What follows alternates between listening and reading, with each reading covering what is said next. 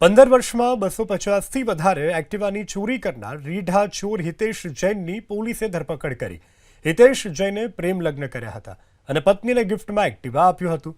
જો કે હિતેશની પત્ની તે જ એક્ટિવા લઈને પ્રેમીને મળવા જતી હતી, જ્યારે હિતેશ દારૂ પીવાની ટેવ ધરાવતો હોવાથી પત્નીએ તેની સાથે છૂટાછેડા લઈ લીધા હતા। ત્યારથી હિતેશના એક્ટિવા પ્રત્યે નફરત થઈ જતા તેણે એક્ટિવા ચોરી કરવાનું શરૂ કર્યું। ચોરી કરેલા એક્ટિવા તે વેચતો ન હતો, પરંતુ બિનવારસી હાલતમાં છોડી દેતો હતો।